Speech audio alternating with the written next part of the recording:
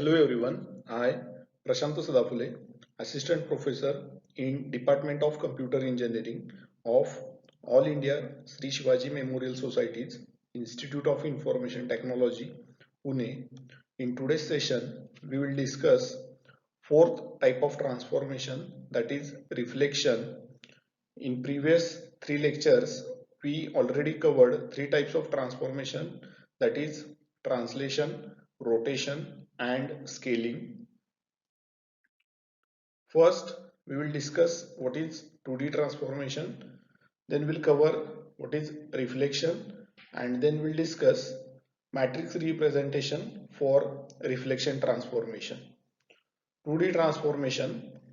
Transformation means changing some graphics into something else by applying rules.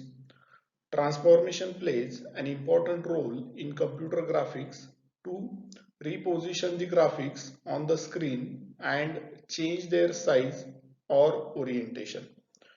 Now we have different types of transformations such as translation, rotation, scaling up or down, reflection and shearing. Now here in this session we have to discuss reflection transformation. Now reflection means what? Getting mirror image of an object. When a transformation takes place on a 2D plane, it is called 2D transformation. Now we will discuss reflection transformation. Reflection deals with obtaining a mirror image of the 2D object. Reflection is a kind of rotation where the angle of rotation is 180 degree. The reflected object is always formed on the other side of the mirror. The size of reflected object is same as the size of original object.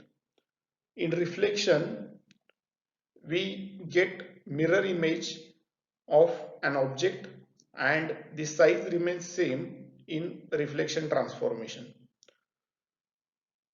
Now we have different types of reflection transformation.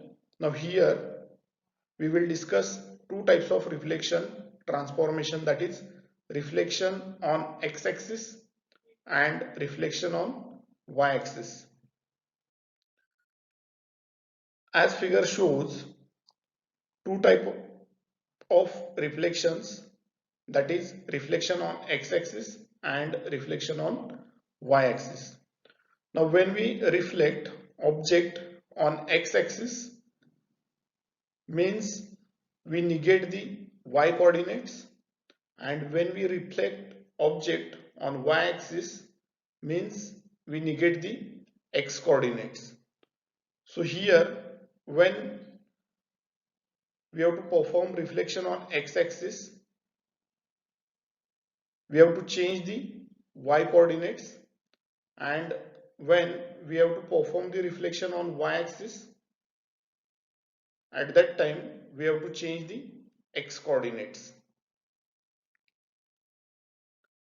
Now we'll see the matrix representation used for the reflection along on x-axis and along on y-axis.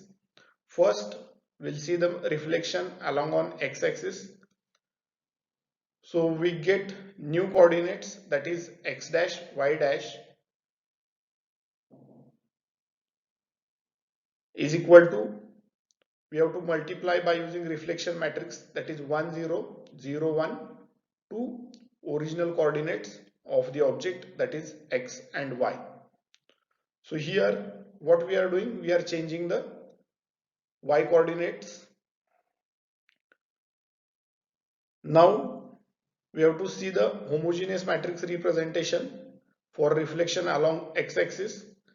So we get x dash y dash 1 is equal to, by multiplying the reflection matrix, that is 1 0 0 0 minus 1 0 0 0 1 with original coordinates of object, that is x, y and 1. Now we'll see the reflection along y-axis matrix representation.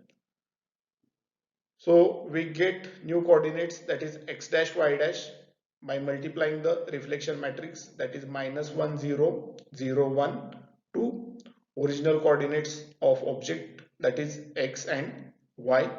Now here we have to change x coordinates because we are reflecting object along on y axis.